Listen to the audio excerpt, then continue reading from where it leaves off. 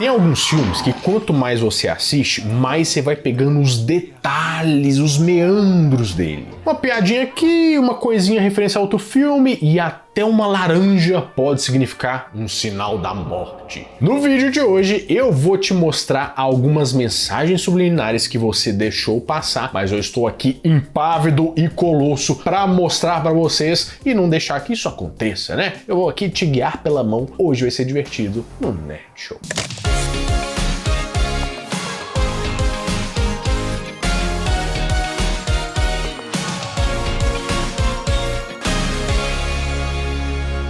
Fala, meus queridos amigos, como estão vocês? Vocês estão bom, né? E já vamos começar falando daquele filme que a gente não pode falar sobre ele, porque se você falar sobre ele, você está fora dele, que é o Clube da Luta. Calados!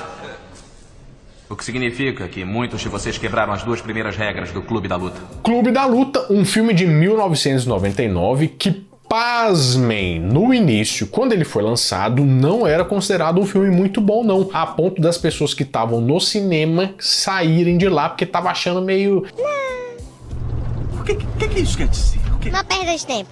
Mas eu posso dizer que o tempo inocentou esse filme, que é um filme bom com força, né? É muito legal falar sobre esse filme. A parte ruim é que você vai pegar alguns spoilers aqui, mas mais de 20 anos já tá bom, né? Porque se você não viu até agora, é impossível você ir lá ver também, né? Vai cagar. Não mata. É, tá bom. No filme, o Brad Pitt, que se chama Tyler Durden, é a dupla personalidade do personagem do Edward Norton. Tudo que você gostaria de ser, sou eu. E desde o início do filme já vinha dando uns sinais assim. Precisa esquecer o que você sabe, esse é seu problema. Esquecer sobre o que você pensa que sabe sobre a vida, a amizade e principalmente sobre eu e você. Por exemplo, no filme, o diretor colocou algumas cenas em que o Brad Pitt aparecia e desaparecia assim num piscar de olhos. Da primeira vez que você assiste o filme, você até não entende, você fica pensando assim, uai, será que eu tô vendo coisa? Será que foi erro do negócio do diretor que sumiu o cara ali do nada? Só que depois, assistindo de novo, você percebe que é a dupla personalidade dele aparecendo. E eu, com a minha inteligência suprema, eu percebi assim, ó,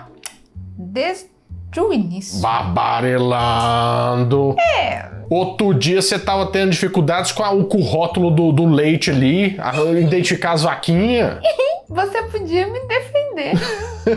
E pra quem assistiu no DVD, tinha uma mensagem do próprio Tyler que muitas pessoas começaram a pular isso. Isso porque antigamente, naqueles DVDs lá, inclusive dos piratas, vinha a mensagem anti-pirataria, né? Então, assim, isso é errado. 3 DVD por R$10, isso é errado. E não é que nesse DVD o próprio Tyler escreveu essa mensagem aí? Ele já começava te xingando, falando que era ruim, sem sentido ficar comprando essas coisas aí, que era melhor você pegar seu dinheiro, sair do apartamento, aproveitar a vida. Pra quem nunca tinha visto o filme, deve ter ficado pensando assim, mas gente, mas por que ele tá falando isso? Mas quem já assistiu o filme e volta nisso, com certeza deve pensar que é um detalhe bem legal. Para de tentar controlar tudo e deixa rolar. Só depois de perdermos tudo é que estamos livres para fazer qualquer coisa. Mas dentro do filme mesmo você tinha outras mensagens subliminares e referências. Tipo, uma cena que aparece outro filme do Brad Pitt em cartaz no cinema, que era Seven, os 7 crimes capitais, que também, diga-se de passagem, é muito bom. E outra mensagem subliminar que talvez você não tenha percebido é que toda cena do filme tem um copo do Starbucks. Tô falando sério, você pode procurar aí, não tem um erro. O diretor falou que fez isso para simbolizar o nosso consumismo, que está em todas as ações do nosso cotidiano, desde que o mundo é mundo. Errado mesmo ele não tá, né? Tá, tudo bem. É isso aí. Uma coisa muito comum hoje em dia também, e que já tá ficando até meio passado, já que tá tudo fazendo demais, é um filme fazendo referência a um outro filme. Os filmes de herói que estão saindo por aí também fazem bastante isso, né? Mas nem de longe era legal como é que o povo fazia isso antigamente. Antigamente, quando um filme queria fazer isso, podia ser tanto uma coisa mais escondidinha, como um negócio escancarado pra caramba. Por exemplo, no filme Kill Bill. Você lembra daquele macacão amarelaço que a mulher usa? Aquilo é uma referência direta direta ao Bruce Lee, quando ele usava aquele macacão do mesmo jeito no filme dele, O Jogo da Morte, que foi o último filme que ele gravou. Ele não só fez essa referência nesse filme, como no outro filme do Tarantino, ele também usou o próprio Bruce Lee como personagem do filme, no filme Era Uma Vez em Hollywood. Mas tem hora que essas coisas são mais escondidas também. Por exemplo, o Curtindo a Vida Doidado. A vida passa muito rápido. E se você não curtir de vez em quando, a vida passa e você nem vê. Você já viu pra caramba, né? Sessão da tarde total. Mas nesse filme, toda a placa de carro que aparece é uma outra referência a um outro filme do John Hughes. Então, por exemplo, na placa da mãe do Ferris Bueller, tem escrito VCTN, que é uma referência ao filme National Lampoon's Vacation. Também conhecido como Férias Frustradas, né? O nome em inglês é muito pior. Férias Frustradas é bem melhor do que esse Lampoon's.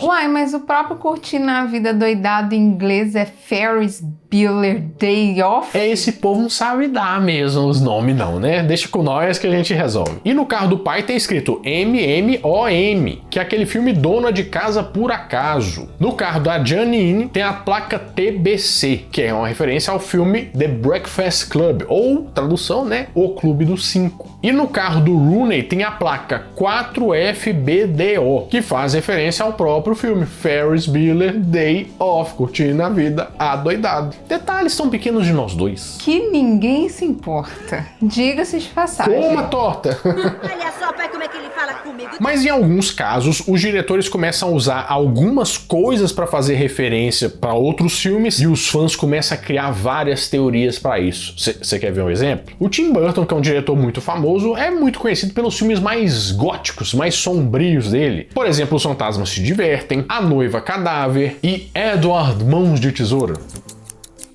Gostou da minha imitação?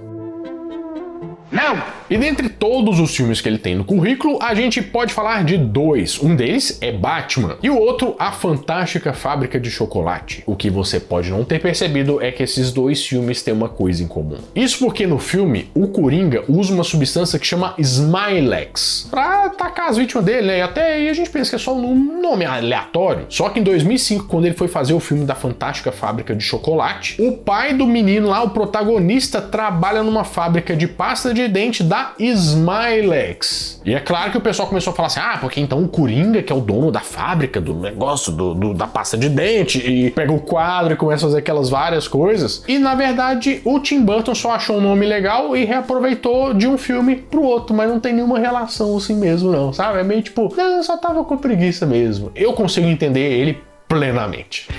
Só que enquanto o Tim Burton, por exemplo, só tá reutilizando o nome ali, tem um diretor que pensa nos mínimos detalhes, que nem o Stanley Kubrick fez no Iluminado. O Iluminado é um filme meio controverso porque ele é baseado num livro do Stephen King. Só que quando o filme ficou pronto, o Stephen King falou assim, o quê? Esse trem tá um lixo, tá todo diferente do que eu escrevi. E aí ficou essa saia justa, se é que a gente pode dizer assim. Deve ser por isso que o filme é bom, né? Exatamente. Porque o livro, assim, te contar um negócio. Mas só que apesar disso, o filme foi um grande sucesso, o que fez as pessoas assistirem ele muitas e muitas vezes. E quando elas assistem, elas acham coisas escondidas. Você acredita que o pessoal analisou a planta do hotel em que se passa o filme? Isso é muito tempo livre, né? O que eles acharam? Sabe aquela cena que tem um menino lá andando de triciclo no hotel, que é uma cena muito clássica e tal? Tem alguns corredores que se repetem muito durante o passeio e tem um que uma janela dá de porta pro corredor. Por que uma janela ficaria pra dentro de um corredor? Isso não faz o menor sentido. E a coisa foi tão séria que alguns fãs resolveram criar a planta do que seria o hotel eles mesmos, e você pode ver o resultado aqui. Mas será que isso aí foi um erro? Tem gente que fala que também isso aí foi proposital, meio para criar aquela sensação de maluquice e tal. E eu prefiro acreditar que ele trabalhou direitinho e pensou nisso tudo, porque ele era minimamente nos todos os detalhes, né? Então, difícil acontecer. Mas a mensagem subliminar que você mais deveria pegar é que este vídeo acaba de acabar. Você não pegou, porque eu tava chegando no final aqui, você não viu a bolinha. Eu deixei alguns easter eggs aqui. Mas na próxima você pega, tá? Bom, eu vou ficando por aqui, mas toda semana eu volto com mais um vídeo quentinho, fresquinho, crocante pra vocês. Então, adeus!